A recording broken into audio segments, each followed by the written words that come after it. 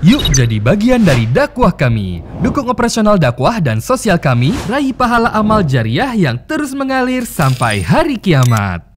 Assalamualaikum warahmatullahi wabarakatuh. Alhamdulillah. Selalu saja lisan kita memuji Sang Pencipta Allah. Sebagai seorang mukmin kita sangat yakin tidak ada pencipta, pemilik, penguasa semua yang di langit, semua yang di bumi, semua yang di kedalaman lautan, terjangkau atau tidak terjangkau oleh mata kita kecuali Allah. Kita selalu tunduk, mengabdi, menyembah, dan juga takut hanya kepadanya. Juga kita panjatkan salawat dan taslim kepada utusannya Nabi besar Muhammad sallallahu alaihi wa ala alihi wa sahbihi wasallam, sebagaimana Allah telah memerintahkan kita untuk mengucapkan salam hormat kepadanya. Saudaraku seiman, la ilaha illallah, kalimat suci, kalimat mulia yang selalu kita berada di bawah naungannya. Hati kita dipenuhi dengan keyakinan tentang isi kalimat ini. Tidak ada pencipta, tidak ada pemilik, tidak ada penguasa kecuali Allah subhanahu wa ta'ala. Hanya dia yang berhak untuk disembah. Semua janjinya pasti benar. Tidak ada keraguan sedikit pun atas janji-janjinya. Orang yang patuh dan beriman akan mendapatkan kebahagiaan, ketentraman, rezeki, keselamatan dunia dan akhirat. Serta tidak ada keraguan atas ancaman dan hukuman bagi orang-orang yang membangkang. Sedikit pun tidak ada keraguan dalam hati setiap mukmin dalam masalah itu. Jadilah orang yang selalu hidup di taman-taman keimanan, merasa kenikmatan berhubungan dengan Tuhan Allah subhanahu wa ta'ala. Kebahagiaan orang mukmin puncaknya adalah pada saat hatinya berisikan ilmu tentang Allah. Dia tahu Tuhannya ada. Pada saat dia sedang sehat, nikmat melimpah, yang ciptakan dia Allah, yang ciptakan nikmat itu Allah, yang bisa mempertahankan hanya Allah. Maka hanya minta kepada Allah saja. Dan pada saat dia sedang sakit, ada musibah, ada cobaan, yang ciptakan dia Allah, yang ciptakan permasalahan itu Allah, yang hanya bisa memberikan jalan keluar hanya Allah. Beruntunglah orang yang hatinya dipenuhi dengan keimanan dan ilmu seperti ini. Dia mengenal Tuhannya sehingga selalu bahagia. Dalam kondisi terpenuhi kebutuhannya ataupun kurang, dalam kondisi sakit ataupun sehat, kaya atau miskin, sedang mukim atau musafir, selalu saja ada Allah sebagai Tuhan yang bersamanya. Dan kebahagiaan apa, saudaraku seiman, yang bisa mengalahkan bila seseorang bersama dengan Tuhan Sang Maha Perkasa, Maha Bijaksana, yang memberikan dan menciptakan rezeki untuk seluruh makhluk.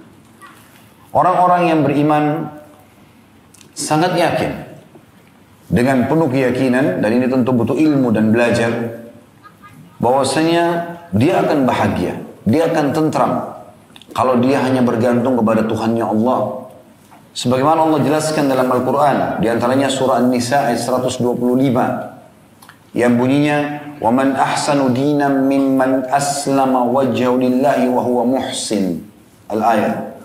Dan siapakah yang lebih baik hidupnya, agamanya, lebih tentram hatinya daripada orang yang ikhlas dan menyerahkan dirinya kepada Allah, sedangkan dia pun mengerjakan kebajikan-kebajikan. Detik-detik hidupnya penuh semuanya dengan keimanan, ketentraman, selalu bahagia. Selalu tidak terbebani dengan apapun karena dia tahu dia sedang berhubungan dengan Tuhannya Allah subhanahu wa ta'ala. Hartanya lagi melimpah, dia sedekahkan. Hartanya lagi sedikit sempit, dia tinggal mohon kepada Tuhannya. Semua hidupnya bersama dengan Tuhannya. Dan dia juga selalu merasa diawasi.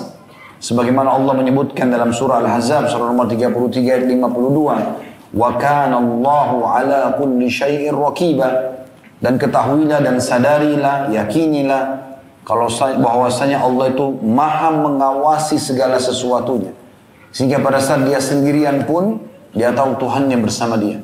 Selalu dia bertakwa kepada Allah. Tidak berani mencuri, menggibah, memfitnah, melakukan dosa-dosa. Dan dia tahu Tuhannya bersama dia. Begitu juga, apapun permasalahannya dia selalu kembalikan kepada Tuhannya. Sebagaimana Allah menyebutkan bagi orang-orang yang punya ilmu tentang Tuhannya dalam surah Asy-Syu'ara. Surah nomor 26 ayat 217 sampai ayat 219 yang bunyinya wa tawakkal 'alal 'azizir rahim alladzi yaraka hina taqum wa taqallubaka fis sajidin. Bertawakallah engkau kepada zat yang maha perkasa. Serahkan semua urusan pekerjaan, beban-beban hidup. Curhatkan kepada zat yang maha perkasa, lagi maha penyayang. Artinya dia bisa menolong dari segala macam mara bahaya. Dan juga dia akan selalu melindungi. Karena sifatnya maha perkasa dan maha penyayang. Yang dia melihatmu ketika engkau berdiri beribadah. Dan dia juga melihat gerak-gerikmu di antara orang-orang yang sujud. Juga orang-orang beriman sangat yakin. Sebagaimana Allah jelaskan dalam surah Yunus, surah nomor 10 ayat 61. وَمَا تَكُونُ فِي شَأْنٍ وَمَا تَتْلُو مِنْ قُرْآنٍ وَلَا تَعْمَلُونَ مِنْ عَمَلٍ إِلَّا كُنَّا عَلَيْكُمْ شُهُودًا إِذْ تُفِيضُونَ فِيهِ وَمَا يَعْزُبُ عَنْ رَبِّكَ مِنْ مِثْقَالِ ذَرَّةٍ فِي الْأَرْضِ وَلَا فِي السَّمَاءِ وَلَا أَصْغَرُ مِنْ ذَلِكَ وَلَا أَكْبَرُ إِلَّا فِي كِتَابٍ مُبِينٍ. Kamu tidak berada dalam satu kegiatan apapun dan tidak membaca satu ayat dari Al-Quran, dan kamu tidak mengerjakan satu pekerjaan melainkan kami menjadi saksi atasmu di waktu kamu melakukannya. Tidak akan pernah luput dari pengetahuan Tuhanmu, biarpun sebesar atom di bumi ataupun di langit. Tidak ada yang lebih kecil dan tidak pula yang lebih besar dari itu, melainkan semua sudah tercatat dalam kitab yang nyata atau Lauhil Mahfuz. Seorang mukmin dengan ilmunya terhadap Tuhannya, dia sangat tentram. Dia tahu kalau semua sudah dicatat di Lauhil Mahfuz. Semua sudah tertakdirkan. Rezekinya tidak akan pindah kepada orang lain. Tidak akan pernah merasa sedih karena kehilangan dari urusan dunia ini. Sebagaimana Sa'id bin Musayyib rahimahullah mengatakan, aku telah bertemu dengan satu generasi kaum, maksudnya para sahabat, yang mereka sama sekali tidak pernah sedih atau bahkan memikirkan atau melirik apapun dari permasalahan dunia yang mereka atau yang luput dari mereka. Tapi mereka malah sedih kalau ketinggalan masbuk satu rakaat sholat berjamaah, kehilangan satu sholat sunnah atau amalan-amalan sunnah yang mereka harusnya kerjakan karena sudah rutin dijaga. Itu lebih mahal bagi mereka dibandingkan seluruh harta dunia ini. Betapa banyak orang yang tidak punya ilmu tentang Allah, akhirnya meeting di hari Jumat, tinggalkan sholat Jumatnya. Gara-gara bertemu janjian sama temannya lewat sholat wajibnya, takbiratul ihram berlalu, yang tidak akan pernah dia bisa perbaiki sampai hari kiamat. Sekali luput kesempatan ibadah seperti di sholat maghrib, sekali saja luput takbiratul ihram pertama imam, sampai hari kiamat tercatat si fulan luput dari takbiratul ihram pertama imam. Dan tidak akan pernah dia bisa menyuruh imam kembali lagi ke rakaat pertama untuk saya ikut dari takbiratul ihram pertama. Imam juga tidak akan mau. Dan malaikat juga sudah mencatatnya. Orang-orang mukmin sangat tahu tidak ada yang tersembunyi bagi Allah subhanahu wa ta'ala dengan keluasan ilmu yang dia pelajari, yang dia miliki, dan ketebalan iman yang ada dalam hatinya. Karena Allah mengingatkan dalam firman-Nya di dalam surah Al-Ma'idah, dalam surah Al-Imran ayat 5, "Innallaha la yakhfa 'alaihi syai'un fil ardi wala fis sama'." Sesungguhnya bagi Allah tidak ada sesuatu pun di bumi dan di langit yang tersembunyi baginya. Semua yang gaib hanya Allah yang tahu. Maka siapapun yang mengaku yang gaib akan ditolak oleh orang-orang beriman. Tidak akan pernah percaya dukun, peramal, penyamun. Tidak ada bagi sosok seorang mukmin yang dia yakini, faham dan tahu apapun yang gaib, yang tidak nampak dengan mata atau sesuatu yang berhubungan dengan masa depan kecuali Allah. Karena Allah telah berfirman dalam surah Al-An'am, surah nomor 6 ayat 59. وعنده مفاتيح الغيب لا يعلمها إلا هو ويعلم ما في البر والبحر وما تسقط من ورقة إلا يعلمها ولا حبة في ظلمات الأرض ولا رطب ولا يابس إلا في كتاب مبين. Dan di sisi Allah lah semua kunci-kunci perbendaharaan yang gaib. Tidak ada yang mengetahuinya kecuali Dia saja. Jadi orang mukmin dengan ilmunya tidak akan pernah percaya apapun informasi tentang hal gaib kecuali dari Allah datangnya. Dan Allah hanya memberitahukan sebagian kecil dari ilmu gaib tersebut. Sesuatu yang terjadi masa depan, sebagai tanda-tanda hari kiamat misalnya, atau informasi tentang prosesi kematian, atau tentang hari kebangkitan, hari kiamat, atau tentang surga dan neraka. Selain daripada ini, menebak-nebak masa depan, menebak-nebak nasib, menebak-nebak rezeki, semua kedustaan nyata. Bagi orang mukmin tertolak secara mutlak. Karena memang Allah berfirman, dan bagi dia ini adalah dalil mutlak. Pegangan hidupnya, rujukan pertama umat Islam Al-Quran. Dan di sisi Allah lah kunci-kunci pembendaraan yang gaib. Tidak ada yang mengetahuinya kecuali dia. Dia mengetahui apa yang ada di daratan dan di lautan. Tidak selembar daun pun yang jatuh. Kecuali dia, Allah mengetahuinya. Satu lembar daun pun jatuh. Allah tahu dari pohon mana, dari dahan yang mana, dan berapa kali dia harus terbawa oleh angin. Berapa hentakan sampai dia tiba di titik tanah manapun, semua sudah Allah ketahui dan dicatat. Tidak pula biji dalam kegelapan bumi, tidak pula yang basah dan tidak pula yang kering, melainkan semua sudah tertulis dalam kitab Lauhil Mahfuz. Orang-orang beriman selalu tentram hatinya, jalan di tengah kegelapan, ya, melewati daratan, hutan, lautan, bagi dia semua adalah makhluknya Allah. Tidak perlu tunduk, tidak perlu takut kecuali kepada Allah. Sebagian salafus saleh mengadakan perjalanan di masa hidupnya di malam hari, kemudian masuk di tengah sebuah hutan. Di tengah malam pada saat dia selesai sholat malam 2 rakaat, ingin ke rakaat setelahnya, tiba-tiba ada harimau di hadapan matanya meraung dengan keras. Dan akhirnya dia berdiri dengan tegak dan dengan tenang. Dia mengatakan, hai harimau, kalau seandainya Allah yang telah mengutus, yang telah menciptakan kamu dan aku mengutusmu untuk memakanku, aku tidak akan melawan. Tapi kalau hanya sekedar kau datang untuk mengganggu ibadahku dengannya, aku akan mohon kepadanya untuk membinasakanmu. Tiba-tiba harimau tersebut menundukkan matanya, menutup gigi taringnya yang sudah dia buka untuk menyerang, lalu pergi meninggalkan orang saleh. Bagaimana Salman Al-Farisi, Bilal radhiyallahu anhum ajma'in, dan ada kurang lebih, ya, tidak kurang dari 1000 orang sahabat pada saat itu menyeberangi sungai Madain untuk menembus bentengnya Kisra. Dan sungai itu sangat deras airnya.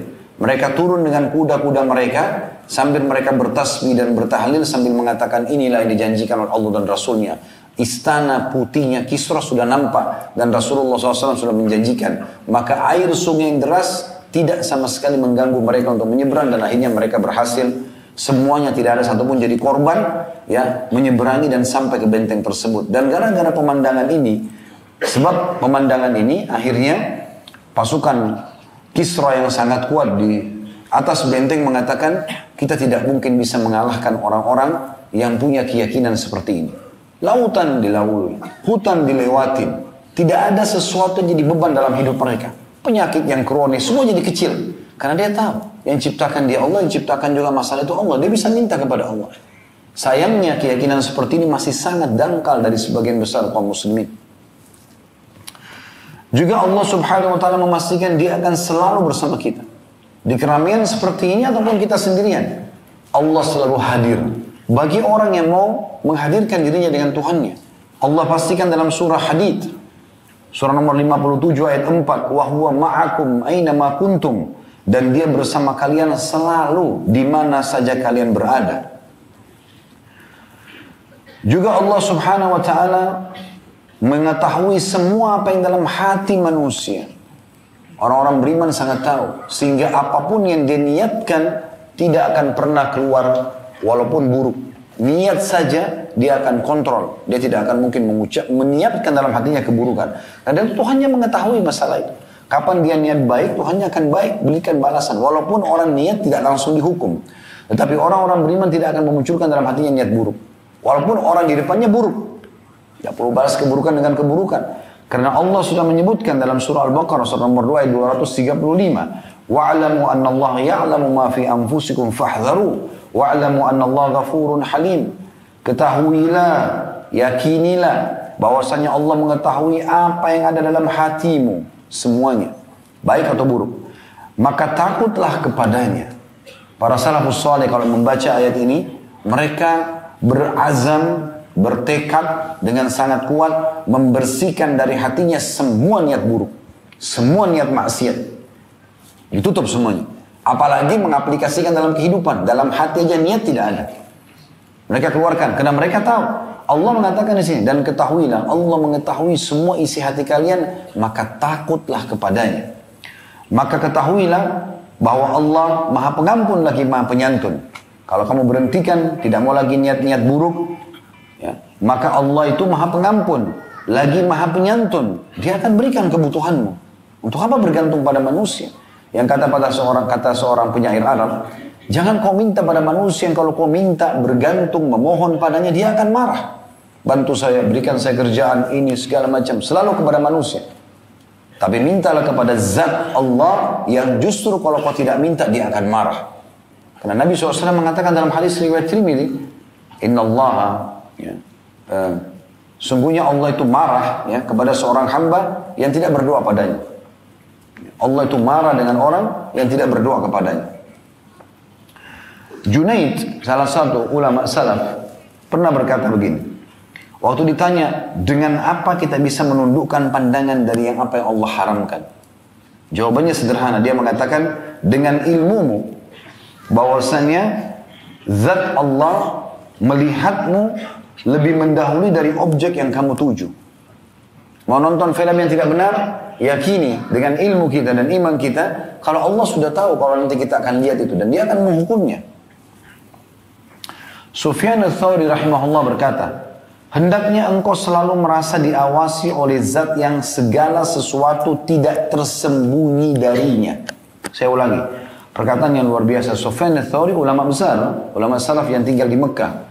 Semasa dengan Atha bin Abi Rabah, murid-muridnya Abdullah bin Umar radhiyallahu anhu. Ini ulama-ulama yang luar biasa. Julukan Sufyan ats-Tsauri ini Sajjad. Orang yang setiap hari sujud, gak pernah angkat kepalanya sampai dia sudah tuangkan semua masalahnya dengan Tuhannya Allah. Dan dikenal dengan mustajab doa. Punya kisah tersendiri banyak dengan beliau, tapi beliau mengatakan statement yang menarik sekali. Beliau mengatakan, hendaknya engkau selalu merasa diawasi oleh zat Allah yang segala sesuatu tidak tersembunyi darinya. Hendaknya engkau selalu berharap kepada zat yang menepati janjinya. Manusia bisa meluput janjinya. Kalau Allah mustahil. Berdoa Allah ijabah, pasti diijabah. Minta Allah kasih. Apa saja, rezeki, keturunan, pasangan, keselamatan, semua Allah kasih. Minta saja, tinggal order sama Allah. Tidak ada melalui sekretaris, wudu, sholat, berdoa, selesai. Cuma sayangnya banyak orang di antara kita, nanti kalau ada masalah baru kembali kepada Tuhannya. Padahal memohon agar nikmat Allah dipertahankan jauh lebih mulia. Dan lebih bermakna di sisi Allah subhanahu wa ta'ala dibandingkan nanti ada masalah baru minta solusinya. Ya, tidak ada alasan untuk tidak berdoa. Sementara kita sehat begini, minta agar sehat dipertahankan. Itu lebih besar pahalanya dibandingkan sakit baru minta obatnya. Minta sembuh. Itu boleh, tapi lebih afdal yang pertama. Dan kalau ingin pada saat masalah sedang ada, Allah hadir dalam hidup kita, maka fahami baik-baik. Kata Nabi SAW, kenali Tuhanmu pada saat kau sedang lapang, maka dia akan mengenalmu pada saat kau sedang sulit. Saya ulangi kata beliau lagi, hendaknya engkau selalu merasa diawasi oleh zat yang segala sesuatu tidak tersembunyi darinya. Hendaknya engkau selalu berharap kepada zat yang pasti menepati janjinya. Dan hendaklah engkau selalu takut kepada zat yang kuasa setiap saat memberi hukuman. Abdullah bin Mubarak rahimahullah, seorang ulama tabi'in yang lain berkata, kepada seorang pemuda, hai pemuda, merasalah selalu diawasi oleh Allah. Lalu pemuda itu bertanya kepadanya, bagaimana caranya? Kata Ibnu Mubarak rahimahullah, jadikan dirimu seakan-akan melihat Allah. Semua fenomena di sekitar kita ini, pergantian siang malam, hujan yang turun, ya manusia di sekitar kita, bahasa yang kita gunakan, jenis-jenis makanan, hewan-hewan, tumbuh-tumbuhan, menandakan ada kuasa pencipta. Ada Tuhan Allah SWT. Selalu kita merasa Tuhan itu mengawasi semuanya. Karena ini berjalan semua dengan takdirnya, dengan keputusannya. Yang mengatur mata kita hanya bisa untuk melihat, tidak bisa dipakai makan adalah pencipta Allah. Yang mengatur telinga kita hanya bisa mendengar, tidak bisa dipakai untuk makan adalah Allah. Yang mengatur semua fungsinya untuk tubuh kita seperti dan tidak bisa kita alih fungsikan, maka itu adalah Allah. Semua ini Allah yang atur, semua ini Allah yang ciptakan. Maka beruntunglah orang yang punya ilmu seperti ini. Abdullah bin Dinar rahimahullah berkata, satu hari aku keluar bersama Umar bin Khattab menuju ke Mekah. Lalu kami singgah untuk istirahat di sebuah jalan. Tiba-tiba ada seorang pengembala domba turun dari gunung, membawa beberapa gembalaannya, hewan dombanya. Maka Umar tiba-tiba ingin menguji orang ini, ingin tahu apakah ajaran Nabi Muhammad SAW tentang Allah, tauhidnya sudah sampai pada orang yang seperti ini. badui di padang pasir, di atas gunung, tidak ada yang kenal dia. Maka kata Umar, hai pengembala, juallah kepada kami seekor dombamu dari kumpulan domba-domba itu. Pengembala itu mengatakan, sungguhnya domba ini bukan punyaku, ada pemiliknya, tidak mungkin maksudnya aku jual. Maka kata Umar, katakan saja sama tuanmu, kalau domba yang akan kau jual kepada kami itu dimakan oleh serigala, tuanmu mau tahu dari mana? Udah jual sama kami, ambil uangnya, dombanya kami ambil, kamu tinggal bilang domba kamu dimakan serigala, pasti dia percaya. Maka tiba-tiba uniknya orang Badui tersebut menangis terisak-isak. Lalu dia mengatakan, kalau begitu di mana Allah? Maka Umar pun ikut menangis bersama dengan Abdullah bin Dinar. Terisak-isak menangis melihat kejadian tersebut. Lalu kemudian Umar pun keesokan harinya pergi kepada majikan si budak tersebut lalu membebaskan atau memerdekakannya. Diceritakan bahwasanya Nabi Yusuf AS waktu sedang digoda oleh Zulaikha, perempuan yang menggodanya untuk berzina, maka sempat waktu dia mengejar-kejar Nabi Yusuf, ada patung yang disembah oleh Zulaikha di pinggir kamar tidurnya. Dia sempat mampir, diambil selembar kain, lalu ditutup patung tersebut, karena dia mengeluh dengan Tuhannya.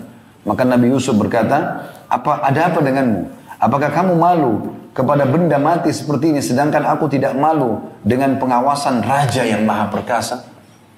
Gara-gara itu justru menambah imannya Nabi Yusuf. Nabi Yusuf tambah lari dari Zulaikha menuju ke pintu untuk menyelamatkan dirinya dari perzinahan tersebut. Seorang salaf bersenandung dari sebuah syair atau beberapa bait syair yang disusun oleh dia. Menarik sekali. Dia mengatakan begini, "Idza ma khalawta ad-dahra fala taqul."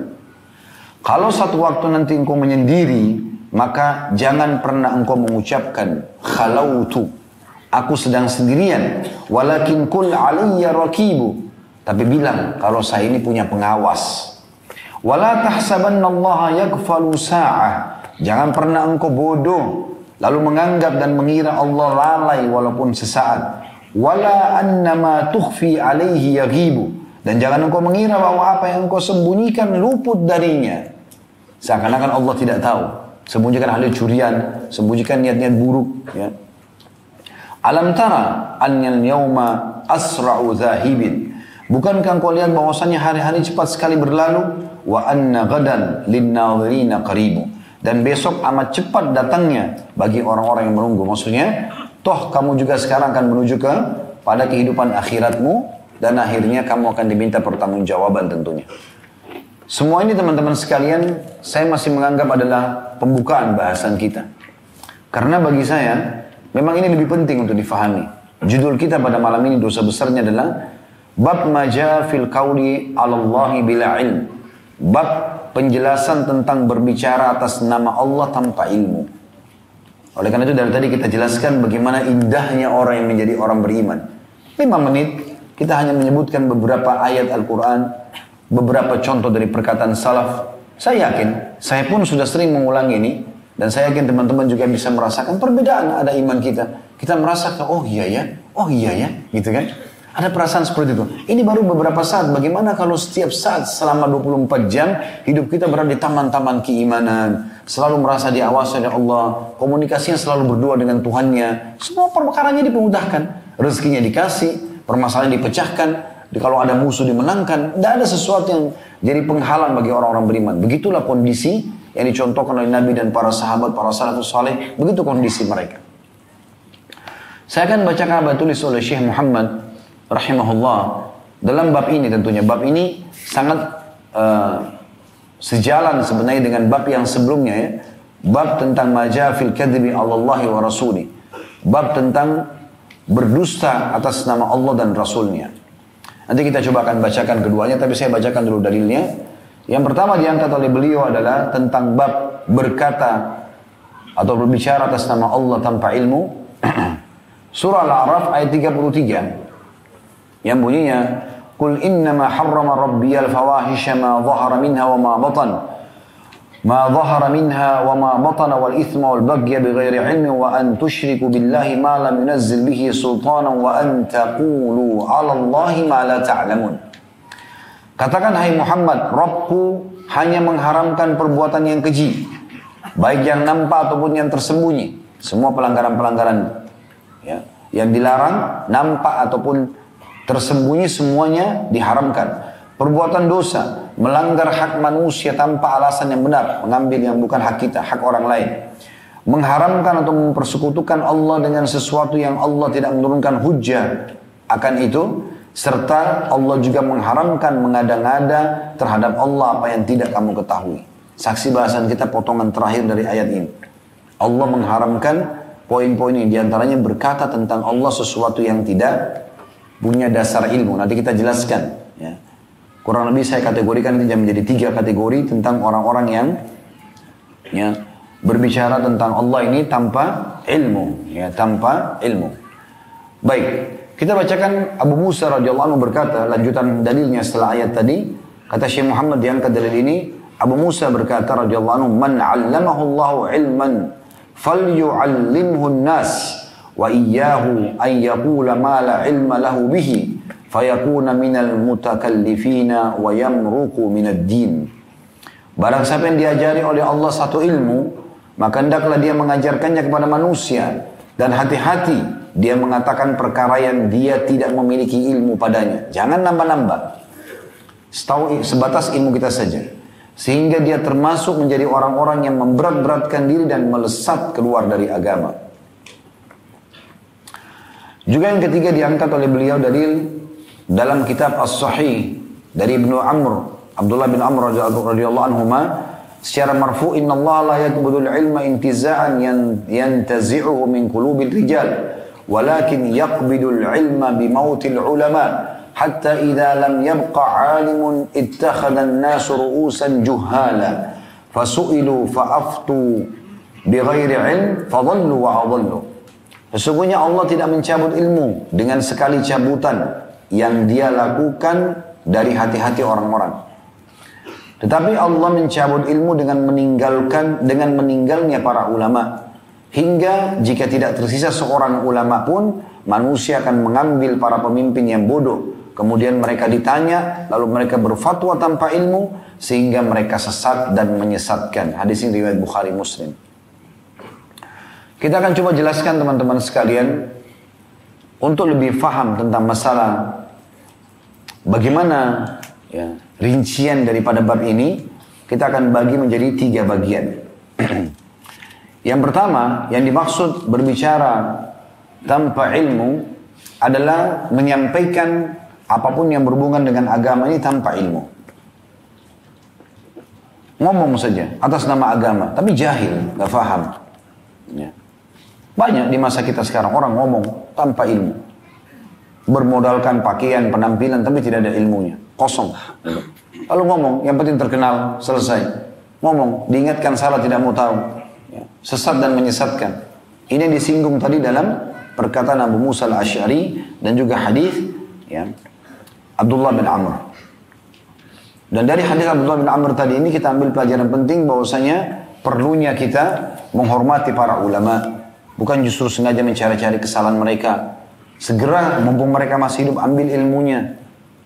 Belajar dari mereka, hadir di majelis ilmu. Ada orang subhanallah tidak mau datang ke pengajian kecuali dekat rumahnya saja. Kalau jalan jauh gak mau. Hujan sedikit gerimis gak mau. Terus harapannya bagaimana? Ilmu datang kepada dia. Gak bisa akhi dan ukhti. Ilmu didatangi. Datang kepada orang, belajar. Ulama tidak banyak. Dihitung jari kalau dipertemukan dengan jumlah manusia semua berapa ulama itu? Tidak banyak, sedikit. Maka datang belajar dari mereka. Para salafus saleh dulu datang belajar berbulan-bulan, mereka datang pakai kuda, pakai unta. Antum tinggal gas motor, gas mobil, tinggal datang ke Blok M, mudah sekali. Tinggal datang ke masjid ini, datang ke masjid itu, tinggal belajar dari para dai-dai. Apalagi kalau sudah ulama-ulama besar yang datang ya, dari luar negeri, dari para masyayikh, ya, maka belajar dari mereka. Ada daurah-daurah, hadir, ikuti. Jadi kan? Karena kalau kapan mereka sudah diwafatkan oleh Allah Subhanahu wa taala, maka ilmu itu pergi bersama mereka. Begitu juga di bab sebelumnya, ini masuk dalam kategori yang pertama ya, berkata atas nama Allah tanpa ilmu, yaitu mereka berkata ilmu agama ini tanpa ilmu dan tanpa belajar, bukan dari sumber yang benar. Di bab sebelumnya, kalau teman-teman yang pegang buku kan kita bahas ini bab halaman 94. Di bab halaman 9293-nya, bab tentang berdusta atas nama Allah dan Rasulnya, Di situ Syekh Muhammad mengangkat surah Al-An'am ayat 21. "Waman azlam mimman iftara 'ala Allahi kadiban aw kadzdzaba bi ayati innahu la yuflihudz zalimun." Dan siapakah yang lebih aniaya daripada orang yang membuat-buat suatu kedustaan terhadap Allah atau mendustakan ayat-ayatnya. Sesungguhnya orang yang aniaya itu tidak mendapatkan keberuntungan. Maksudnya mengarang-ngarang. Firman Allah ini maksudnya ini, ya. Karena dia tidak punya ilmu, tidak belajar. Juga dalam firman Allah Subhanahu wa taala dalam surah Az-Zumar ayat 60, "Wa yaumal qiyamati taral ladzina kadzabu 'ala Allahi wujuhum muswadda, alaysa fi jahannam mathwan lil mutakabbirin." Dan pada hari kiamat kamu akan melihat orang-orang yang berbuat dusta terhadap Allah. Muka mereka menjadi hitam. Bukankah dalam neraka jahanam itu ada tempat bagi orang-orang yang menyombongkan diri? Maksudnya ini bentuk perkataan kriteria pertama atau kategori pertama dari berkata tentang Allah tanpa ilmu adalah seperti ini. Mereka berbicara tentang agama Allah tapi nggak punya ilmunya. Juga banyak orang yang mengarang-arang hadis, sebagaimana disebutkan dalam Sahihain dari Anas radhiyallahu anhu, bahwasanya Rasulullah SAW bersabda, "Inna kadiban alayya laysa ka kadibi ala ghairi. Man kadzaba alayya muta'ammidan falyatabawwa maq'adahu minan nar." Sesungguhnya berdusta atas namaku, kata Nabi SAW. Rasulullah bersabda, padahal sebenarnya tidak. Misalnya, tidaklah seperti berdusta atas orang selainku. Barang siapa yang berdusta atas namaku, membawa nama Nabi secara sengaja, ya, maka hendaklah dia mengambil tempat duduknya di api neraka. Hadis ini riwayat Bukhari dan Muslim. Kemudian juga masih mirip dengan lafaz ini. Lafaznya Imam Muslim berbunyi, "Man ta'ammada 'alayya kadziban falyatabawwa maq'adahu minan nar." Barang siapa yang sengaja dusta atas namaku, kata Nabi SAW, maka hendaklah dia mengambil tempat duduknya di neraka. Maksudnya dipastikan dia masuk ke dalam neraka. Dan dalam riwayat Imam Muslim yang lain dari hadis Samurah bin Jundab radhiyallahu anhu, secara marfu' beliau mengatakan, "Man haddatha anni bi haditsin yura annahu kadhibun fahuwa ahlul kadhibin." Barang siapa yang mengatakan dariku suatu perkataan yang terlihat itu adalah dusta, maka dia salah seorang dari golongan orang yang berdusta. Hadis ini tentu hadis yang sahih. Baik teman-teman sekalian, ini yang pertama. Yang kedua, yang termasuk dalam berkata tentang Allah tanpa ilmu, yaitu menghina Allah. Menghina Allah subhanahu wa ta'ala. Bagaimana maksudnya menghina? Contoh rinciannya. Di kriteria nomor 2 atau kategori nomor 2 ini adalah ada orang-orang yang mengatakan Allah memiliki anak. Ya, keyakinan orang. Tanpa ilmu. Dari mana dalilnya? Pernah dia lihat Allah punya anak? Dari mana dia bisa tahu mengatakan Allah punya anak? Ini Allah bantah dalam surah Maryam. Surah nomor 19. Ya. Dimulai dari ayat 88 sampai 94. Saya minta teman-teman buka semua. Supaya ini diketahui bukan perkataan saya, tapi Allah yang membantah masalah itu. Dan ini bukan perkara ringan ini. Ya. Ini perkara yang sangat berat. Kalau berkata Allah itu memiliki anak. Dalam surah Maryam ayat 88-nya berbunyi, وَقَالُوا اتَّخَذَ الرَّحْمَنُ وَلَدًا. Mereka berkata bahwasanya Allah, zat yang maha pemurah, memiliki anak. لَقَدْ جِئْتُمْ شَيْئًا إِدَّا. Sesungguhnya kamu telah mendatangkan satu perkara yang sangat mungkar. Siapa yang berfirman ini? Allah. Allah sama sekali tidak mau dikatakan memiliki anak.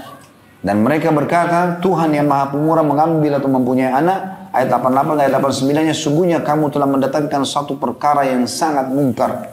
Ini tanpa ilmu. Tidak ada bukti Allah punya anak. Ayat 90-nya, Takadus samawatu yatafattarna minhu wa tanshaqqul ardu wa takhirrul jibalu hadda. Hampir-hampir langit pecah. Di atas kepala kita bisa lihat ini, langit hampir pecah. Karena ucapan itu, bumi bahkan bisa terbelah dan gunung-gunung runtuh. Karena berat sekali mengatakan Allah punya anak itu. Ayat 91-nya, Anda'u lirrahmani walada. Karena mereka mendakwakan Allah yang maha pemurah mempunyai anak. 92-nya, وَمَا يَنْبَغِي لِلرَّحْمَنِ أَنْ يَتَّخِذَ وَلَدًا. Dan tidak layak bagi Tuhan yang maha pemurah mengambil atau mempunyai anak. Ayat 93-nya, إِن كُلُّ مَنْ فِي السَّمَاوَاتِ وَالْأَرْضِ إِلَّا آتِ الرَّحْمَنِ عَبْدًا. Tidak ada sesuatu pun di langit dan di bumi kecuali akan datang kepada Tuhan yang maha pemurah selaku seorang hamba. Semuanya ciptaan Allah subhanahu wa ta'ala. Isa alaihissalam adalah makhluk Allah, ciptaan Allah, bukan anak Allah. Begitu juga ayat 94-nya Allah mengatakan laqad ahsahum wa addahum adda. Sesungguhnya Allah telah menentukan jumlah mereka dan menghitung mereka dengan hitungan yang teliti. Sebagai seorang muslim kita menjelaskan masalah ini karena firman Allah subhanahu wa ta'ala. Kalau orang-orang Nasrani mau berkeyakinan seperti kalian mereka, itu hak mereka, terserah. Tapi kita juga punya hak untuk menyampaikan. Kalau dalam pandangan agama kita sebagai seorang muslim, tidak boleh kita mengatakan Allah memiliki anak, dan ini perkataan terhadap Allah yang tidak benar. Dan kita harus menegakkan ya, amar ma'ruf nahi munkar. Ini kemungkaran, nggak boleh dibiarkan. Ya. Ka'ab al-Ahbar berkata, ghadibatil malaika wasta'aratil nar hina qalu ma qalu. Beliau mengatakan sungguhnya seluruh malaikat murka ikut marah. Ya. Begitu juga api neraka bergejolak pada saat mereka mengucapkan perkataan mereka itu. Kata Nabi SAW dalam hadis Bukhari Muslim, laisa ahadun, atau riwayat lain laisa syai'un. Tidak ada seseorang atau tidak ada sesuatu pun asbaru ala adha, lebih sabar pada saat mendengar gangguan, sami'ahu yang dia dengar, minallah, dari Allah. Jangan lebih sabar daripada Allah. Memang apa ini yang sedang dibahas? Perhatikan baik-baik. Innahum la yad'una lahu walada. Sesungguhnya mereka menyatakan bahwasanya Allah punya anak. Wa innahu la yu'afihim wa yarzuquhum. Tapi dari sisi lain, Allah masih memberikan mereka kesehatan, dan Allah masih memberikan mereka rezeki. Berarti memang perkataan ini bukan perkataan main-main, perkataan yang sangat berat. Ini perkataan terhadap Allah yang tidak punya ilmu. Ya. Ibnu Katsir rahimahullah mengatakan dalam tafsir ayat ini, wa annahu la ilaha illahu. Ketahuilah bahwasanya Allah itu tidak ada Tuhan ya, yang berhak disembah kecuali Dia. Wa annahu la syarikalah, tidak akan pernah ada sekutunya. Wala nadhiralah, tidak ada yang semisal dengannya. Wala waladullah, tidak ada anak untuknya ya, atau baginya. Wala sahibatullah, dan tidak ada istri juga. Wala kafu'unlah, dan tidak ada yang bisa menyamainya. Bal huwal ahadus samad, tapi dia adalah zat yang berdiri sendiri, maha tunggal, dan semua bergantung kepadanya. Allah juga mengingatkan, masih dalam surah Maryam, tapi kita mundur ayat 35-nya, maka lillahi an yattakhidha min walad subhanah idza qada amran fa innama yaqulu lahu kun fayakun. Sesungguhnya tidak akan pernah mungkin Allah itu memiliki anak. Allah tidak butuh. Maha suci Dia. Kalau Dia menginginkan sesuatu, maka Dia hanya mengatakan jadi, maka jadilah perkara itu. Begitu juga dalam surah Al-Baqarah, surah nomor 2, ayat 116 sampai 117. Wa qalu ittakhadallahu walada. Mereka mengatakan bahwasanya Allah memiliki anak. Subhanah, maha suci Allah. Ballahu ma fis samawati wal ard. Ketahuilah miliknya lah semua yang di langit dan di bumi. Kullun lahu qanitun, semua tunduk kepadanya. Itu 116. 117-nya badi'us samawati wal ard. Wa idza qada amran fa innama yaqulu lahu kun fayakun. Dia menciptakan, dia mengurus, dia mengawasi semua yang di langit dan di bumi, dan kalau dia ingin memutuskan satu perkara, maka dia hanya mengatakan jadi, maka jadilah. Juga dalam surah An-Nisa, surah nomor 4, di ayat 171, Allah subhanahu wa ta'ala berfirman, Ya ahlal kitab la taglu fi dinikum wa la taqulu ala Allahi illa al-haq. An-Nisa 171 ya.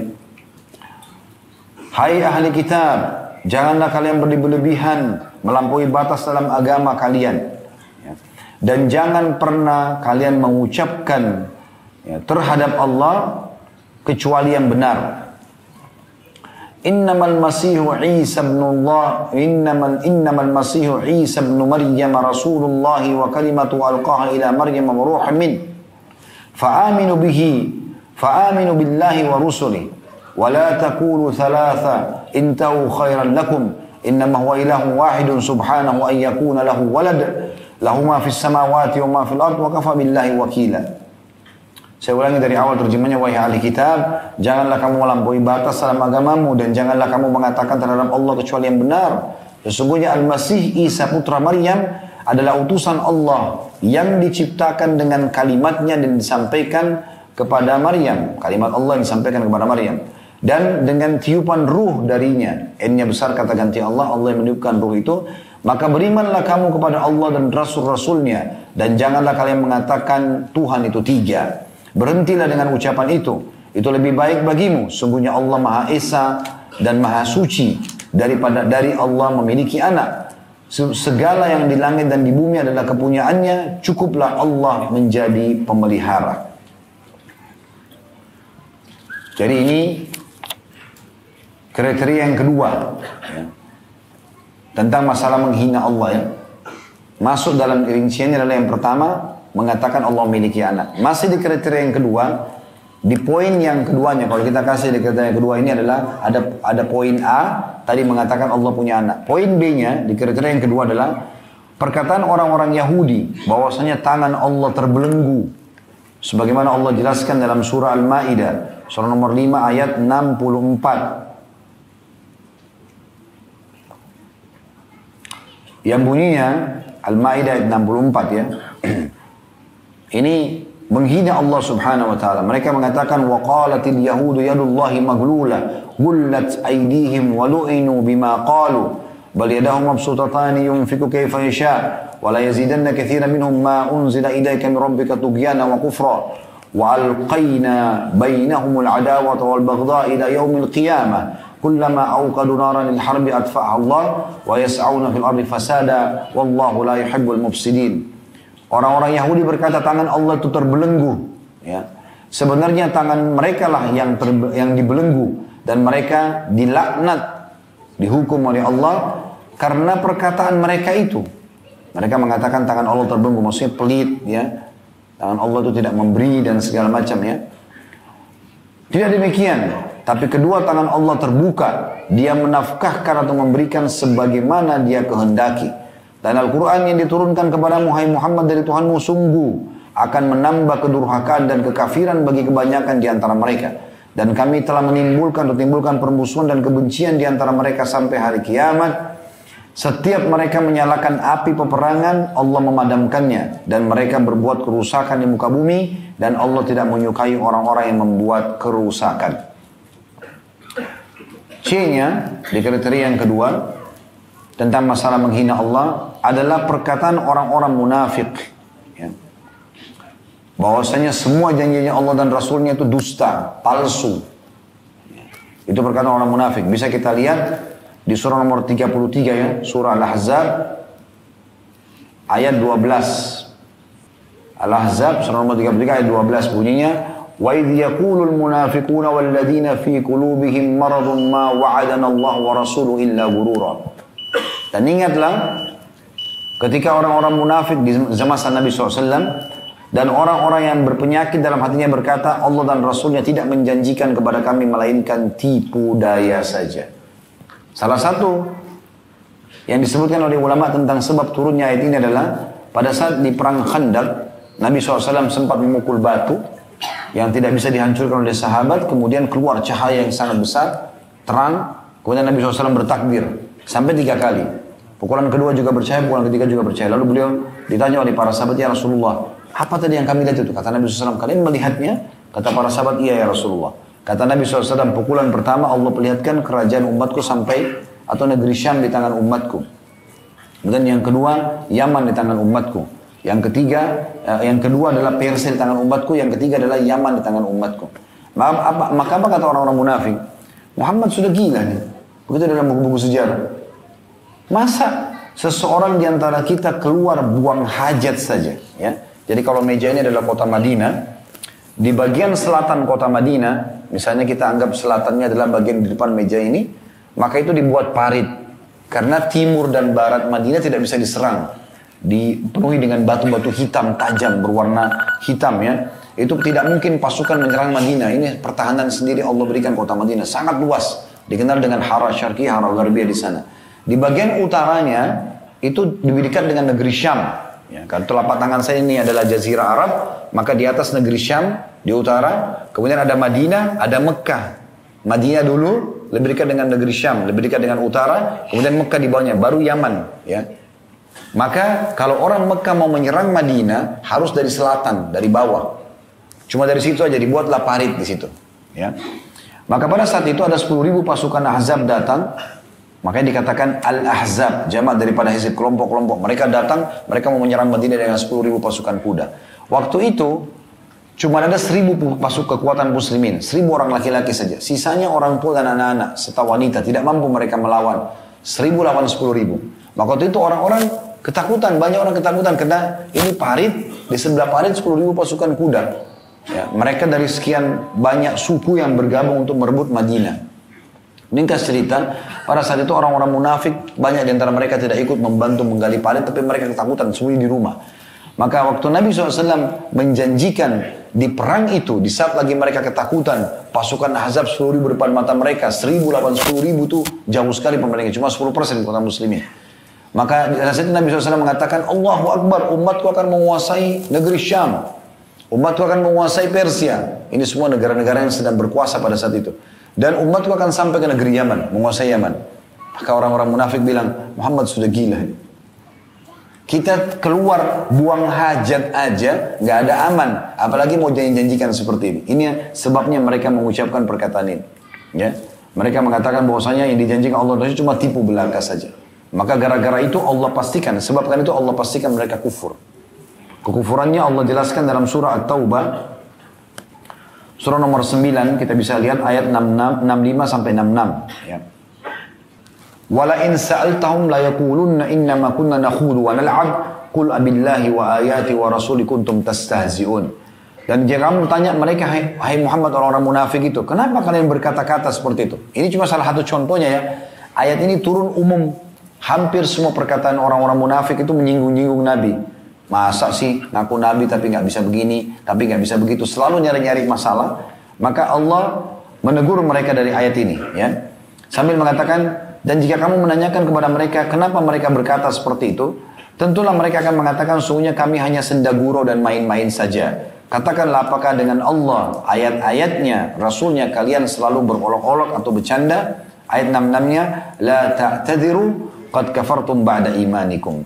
In na'fu an ta'ifatin minkum nu'adzib ta'ifatan bi'annahum kanu mujrimin. Tidak usah kamu minta maaf karena kamu telah kafir sudah beriman. Jika kami memaafkan segolongan kamu lantaran mereka bertobat, niscaya kami akan mengadab golongan lain disebabkan mereka orang-orang yang berbuat dosa. Ini tentang orang-orang munafik tentunya ya. Jadi turun ayat ini menjelaskan tentang kekufuran mereka karena mereka berkata dan mengolok-olok ya. Kalau janji-janji Allah dan Rasul itu palsu. Banyak contoh dalam masalah ini ya. Pernah Nabi SAW kehilangan unta di salah satu peperangan. Lalu Nabi SAW suruh sahabat nyari. Mereka mengatakan, tuh ngaku Nabi, untanya aja hilang, dia nggak tahu di mana. Maka Nabi SAW bilang, ada orang yang mengucapkan kata seperti itu. Dan saat ini kalian harus tahu, memang saya manusia biasa hanya menerima wahyu. Dan di saat ini juga turun wahyu menyampaikan kepadaku kalau untaku dari lembah ini dan lembah itu carilah. Maka para sahabat mencari dan menemukannya itu. Orang-orang beriman tenang, tapi orang munafik selalu cari masalah saja. Memang dasarnya tidak mau beriman kepada Allah Subhanahu wa Ta'ala. InsyaAllah selepas sholat kita akan lanjutkan nanti kriteria yang ketiga, masalah memprotes keputusan Allah Subhanahu wa Ta'ala. Dan insyaAllah setelah itu kita akan buka pertanyaan. Subhanakallahumma bihamdika, asyhadu an la ilaha illa anta astaghfiruka wa atubu ilaik. Wassalamualaikum warahmatullahi wabarakatuh. Assalamualaikum warahmatullahi wabarakatuh. Alhamdulillah. Wassalatu wassalamu ala rasulillah. Segala puji dan puja kehadirat Allah Subhanahu wa Ta'ala. Juga salawat dan taslim kepada Nabi besar Muhammad sallallahu alaihi wa ala alihi wa sahbihi wasallam. Nanti saja kita lanjutkan insyaallah di poin yang ketiga atau kriteria yang ketiga tentang masalah berkata terhadap Allah tanpa ilmu, yaitu memprotes keputusan Allah. Memprotes keputusan Allah.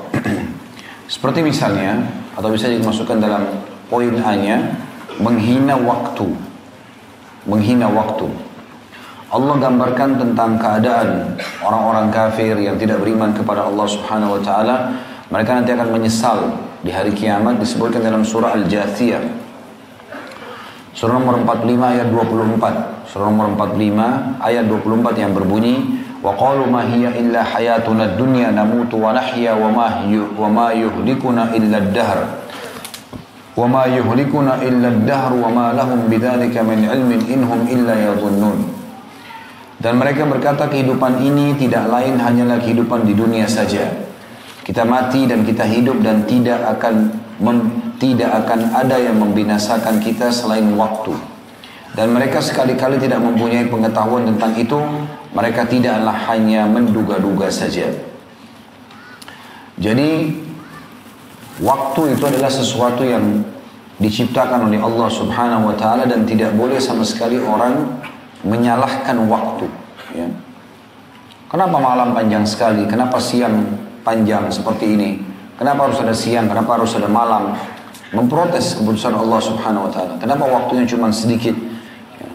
Ini semua berarti menghina Sang Pencipta Allah yang telah menciptakannya. Dan itu disebutkan dalam Sahih Muslim, hadis Abu Hurairah radhiyallahu anhu, hadis Abu Hurairah radhiyallahu anhu yang berbunyi bahwasanya Rasulullah SAW bersabda, qala Allah azza wa jalla yu'dhini ibnu Adam yasubbu ad-dahra wa ana ad-dahru aw qallibu al-laila wan nahar. Artinya Allah azza wa jalla berfirman, aku disakiti oleh anak Adam, dia mencela waktu, padahal akulah pengatur waktu itu, aku yang menciptakan dan mengaturnya, akulah yang membolak-balikan malam dan siang. Hadis riwayat Muslim nomor 6000. Jadi ini tidak dibolehkan. Dalam riwayat layatul lafaz lain kata Nabi SAW, qala Allah azza wa jalla yu'dhini ibnu Adam yaqulu ya khaybatad dahr fala yaqulanna ahadukum ya khaybatad dahr fa inni ana ad-dahru uqallibu laylahu wa naharahu fa idza syi'tu qabadtuhuma.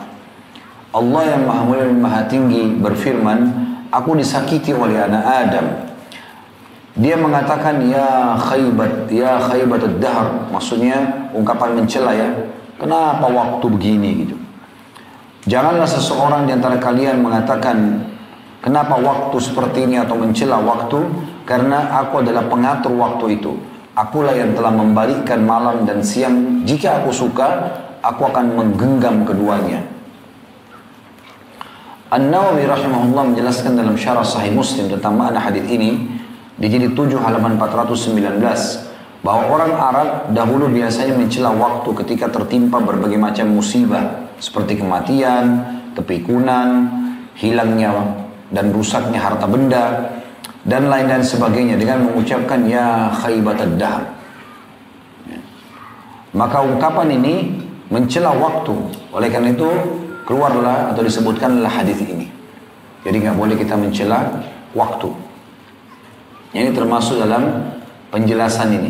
Namun kalau seseorang mengatakan misalnya, saya hari ini letih sekali karena cuaca panas, ini nggak salah.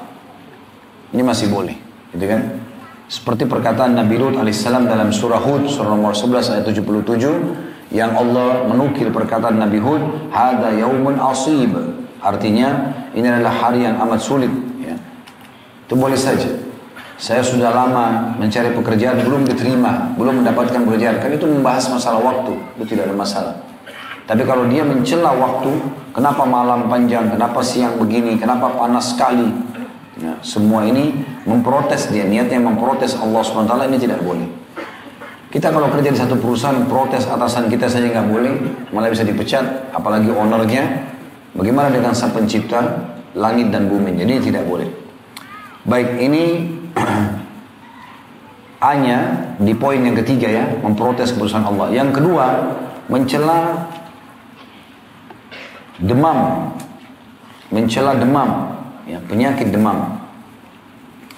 Dinukil dalam sebuah kisah bahwasanya ada seorang sahabat Nabi namanya Ummu Sa'ib radhiyallahu anha.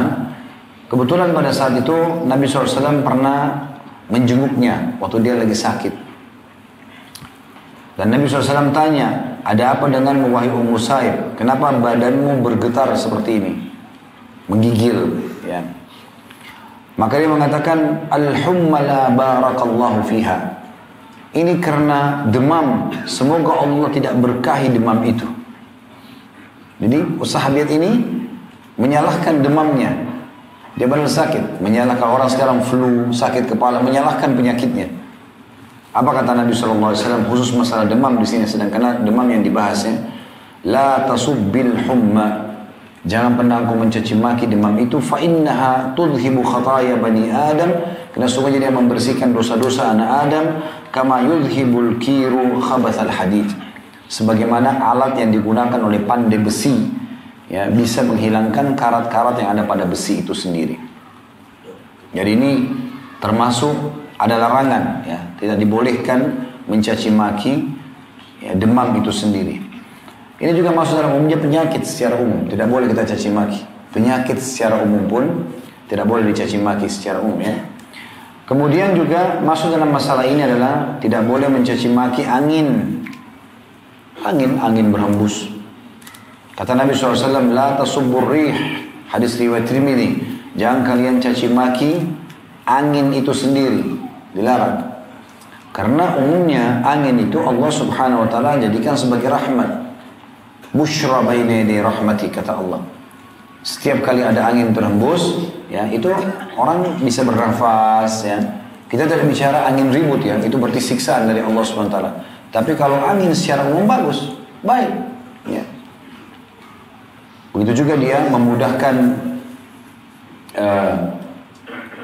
ternukilnya atau antara pohon-pohon, ya, supaya bisa berbuah. Ternukilnya apa yang dikandung oleh pohon yang jantan ke pohon yang betina misalnya. Dengan angin juga membawa awan, memindahkan sehingga hanya turun hujan di satu tempat. Jadi banyak sekali manfaatnya, dan Nabi SAW melarang. Itu masuk dalam masalah ini. Masuk juga dalam masalah ini tentunya tidak boleh menghina secara umum semua jenis musim-musim yang Allah ciptakan. Musim dingin, musim panas, musim kemarau, musim gugur. Walaupun kita di Indonesia cuma 2 musim kan gitu, hujan dan musim panas. Tapi di beberapa negara sampai 4 musim. Ini semua pasti dengan hikmah Allah Subhanahu wa taala Allah ciptakan. Ini tidak boleh dicaci maki. Tugas kita ya udah menerima, lalu kita menikmati saja apa yang Allah berikan itu. Kita bisa buat program-program gitu kan. Di beberapa negara yang turun salju, mereka nikmati saya salju itu walaupun dingin. Mereka bermain ski, mereka menikmati saja gitu kan. Nah, tidak ada masalah, kita nikmati musim dingin, musim panas, semuanya kita tidak boleh caci maki. Ini masuk dalam masalah larangan. Begitu juga dengan mencaci maki hewan-hewan ciptaan Allah Subhanahu wa taala. Kok hewan itu buruk sekali mukanya misalnya. Ya. Mungkin karena bagi dia buruk. Mungkin kulitnya, mungkin bentuk rupanya. Tapi di situ kata ulama justru ada keajaiban ciptaan Allah Subhanahu wa taala. Allah bisa ciptakan manusia sangat tampan, Allah ciptakan juga yang sangat jelek. Sangat cantik, sangat jelek. Untuk menunjukkan ini Allah bisa menciptakan dengan apapun yang Allah inginkan. Bukan untuk dihina itu. Bukan untuk dihina. Bahkan teman-teman sudah tahu belum? Kalau kita itu dilarang mencaci maki syaitan. Syaitan kan musuh manusia. Tidak boleh dicaci maki. Kita boleh berlindung dari syaitan, tapi nggak boleh kita caci maki. Ya. Itu disebutkan di dalam sebuah hadis Nabi alaihi salatu wassalam, dan hadis ini sahih riwayat Imam Ahmad nomor 21.133, dan Abu Dawud juga sebutkan nomor 4.984. La taqul ta'isa syaitan, jangan pernah kamu mengucapkan celaka syaitan. Ini ada sebabnya ya, karena ada satu sahabat, rupanya dia pada saat membonceng Nabi SAW, untanya sempat tersentuh batu kakinya, terus jatuh. Gitu kan. Maka dia bilang, sahabat ini mengatakan, celaka syaitan. Dia tidak mau salahkan untanya, dia tidak mau salahkan dirinya, dia bilang celaka syaitan. Mungkin secara akal manusia, mungkin orang pikir, oh syaitan kan memang pengganggu manusia, penyesat manusia, bilang aja celaka syaitan. Apa kata Nabi SAW? La taqul ta'isa syaitan. Jangan kau ucapkan celaka syaitan. Syaitan ini jelas-jelas mencelakakan manusia. Gak boleh kita caci maki ini. Kata Nabi SAW rasanya, fa'innaka idha kulta dhalika ta'adhama hatta yakuna mithlal bait. Karena kalau kau ucapkan itu, justru syaitan makin membesar hingga dia seperti seukuran rumah. Kata Nabi SAW. Wa yakulu bikuwati. Ya. Dan dia akan mengatakan, oh ternyata dengan kekuatanku berhasil orang ini jatuh. Padahal sebenarnya bukan karena syaitan, tapi karena dicaci maki, dia bangga dengan itu. Lalu apa yang harus kita lakukan? Kita berlindung dari syaitan. Itu betul. Kita bilang, a'udzubillahi minasyaitan. Nggak usah caci maki syaitan. Itu apa habisin? Ini syaitan memang ini ganggu saya, memang kurang ajar. Apa gunanya? Nggak ada gunanya. Emangnya syaitannya bisa balas caci maki juga kita? Kan nggak mungkin. Kalau syaitan nampak kita bisa tonjok-tonjokan sih bagus, ya. Tapi nggak nampak, untuk apa dicaci maki? Ada orang sengaja gangguin kita, tarik, suruh kita berzina, kita melawan, itu lain. Tapi syaitan kan tidak nampak. Untuk apa marah-marah sama dia? Antum aja berlindung kepada Allah, ya. Karena kata Nabi SAW, walakin kul bismillah. Tapi selalulah bilang bismillah. Fa innaka idza qulta dzalika tasaghara hatta yakuna mithla dzubab. Karena kalau kau baca bismillah, maka syaitan itu akan jadi kecil seperti lalat. Hadis ini sahih diriwayatkan Imam Ahmad. At-Tahawi menjelaskan hadis ini, nahahu Rasulullah sallallahu alaihi wasallam li'annahu dzalika mawqi'u lisyaitan. Rasulullah SAW melarang sahabat ini mengucapkan karena ucapan itu membuat syaitan bangga. Anna dzalikal fi'l kana minhu, karena perbuatan itu seakan-akan dari dia, padahal sebenarnya bukan dari syaitan. Walam yakun minhu. Dan tadi ya tersentuhnya kaki unta itu ke batu sehingga akhirnya jatuh, hampir jatuh, ya. Itu bukan perbuatan syaitan. Tapi karena orang nisbatkan ke syaitan, dia jadi bangga, oh ternyata saya bisa begitu dan begitu. Ya. Karena banyak orang membesar-besarkan syaitan, ya. Padahal syaitan itu lemah. Kata Allah SWT, inna kaida syaitani kana dha'ifa. Syaitan itu lemah. Kalau syaitan kuat, kira-kira teman-teman, antum masih bisa duduk sini belajar? Hah? Masih bisa kita sholat? Bisa kita puasa? Haji dan umrah? Nggak bisa. Diikat leher kita semuanya. Tapi saking lemahnya, dia cuma bisik. Jadi kalau ada yang mengatakan syaitannya kuat nih, bukan, dia yang kuatkan syaitan itu. Ini kebodohan, ya. Kemudian dikatakan, anna dzalika fal kana minhu wa lam yakun minhu. Itu perbuatan dikira dari dia, padahal sebenarnya bukan dari dia. Inna ma kana min Allah. Tapi itu ujian dari Allah. Wa amarahu an yakuna makana dzalika, dan Nabi SAW memerintahkan sahabat ini untuk menggantikan perkataannya tadi bismillah dengan nama Allah, hatta la yakuna inda syaitani annahu kana minhu indahu fi dzalika fi'l. Dan itu tujuannya agar ya dengan menyebutkan nama Allah, maka Allah akan perbaiki nanti keadaan itu, masalah keselio, masalah segala macam gitu, dan agar syaitan tidak sehingga syaitan tidak menganggap bahwa kecelakaan darinya dan dia memiliki peran dalamnya. Ini berarti menandakan adapun ujian-ujian yang datang itu Allah Subhanahu wa taala menguji hamba, itu syaitan aja nggak boleh, apalagi yang lainnya. Ya, jadi semua ini di sekitar kita ciptaan Allah Subhanahu wa taala, ya. Maksud dalamnya juga tidak boleh menghina tumbuh-tumbuhan, tanah, ya. Semuanya, air, apa saja. Tidak boleh. Kita harus selalu menghormati semua ciptaan Allah Subhanahu wa taala. Sampai Umar bin Khattab radhiyallahu anhu pernah ditulisi surat oleh Amr bin As radhiyallahu anhu untuk minta agar air Sungai Nil dialirkan. Air Sungai Nil dialirkan ke tengah-tengah masyarakat Mesir. Dia mengatakan, ya Amirul Mukminin, saya pamit untuk membuat aliran air. Padahal sebenarnya ini bisa saja, dia sebagai gubernur di Mesir bisa saja ambil keputusan. Tapi pada saat itu betul-betul mereka faham wajib patuh pada pemerintah luar biasa, pemimpin. Maka mereka izin. Lalu Umar bin Khattab jawab, wahai Amr, setelah salam, sesungguhnya saya khawatir kau bebankan tanah di atas kemampuannya. Di masa itu orang pikir bagaimana itu, orang tidak berpikir tuh tanah bisa dibebankan semampuannya. Tapi mungkin sekarang dengan ilmu dan teknologi kita jadi tahu, oh ada tanah yang tidak bisa menampung beban, ada yang tanah bisa menampung beban dan segala macam jenis-jenisnya. Sekarang memang dulu orang tidak tahu. Tapi ini bentuk kasih sayang dia kepada makhluk Allah Subhanahu wa taala, ya. Jadi sabda Nabi SAW sebagai penutup yang berbunyi, irhamu man fil ardi yarhamukum man fis sama, kasihanilah yang ada di bumi maka yang di langit akan kasihani kalian. Maka itu semuanya berlaku umum. Berlaku umum. Masih ingat kan yang ada hadis tentang memberikan minum anjing, akhirnya orang dimaafkan, seorang pelacur dan juga seorang laki-laki yang lain. Maka para sahabat mengatakan, ya Rasulullah, apakah di hewan-hewan kami dapat pahala? Kata Nabi SAW, di setiap denyut nyawa kehidupan ada pahala. Begitu juga tentang pohon, kata Nabi SAW, tidak ada seorang pun yang menanam pohon kemudian ada yang bernaung di bawahnya atau mengambil manfaat dari manusia, jin, hewan-hewan, kecuali akan jadi pahala buat dia. orang kedinginan, orang kan betul dari hujan, betul dari panas misalnya. Itu jadi pahala semua. Burung datang buat sarang di situ, makan daunnya, makan buahnya. Jin pun yang kita tidak nampak bisa mendatangkan pahala buat kita. Ya, jadi semua ini bisa jadi sumber pahala. Ya, jadi jangan sampai kita lalai dari masalah ini tentunya.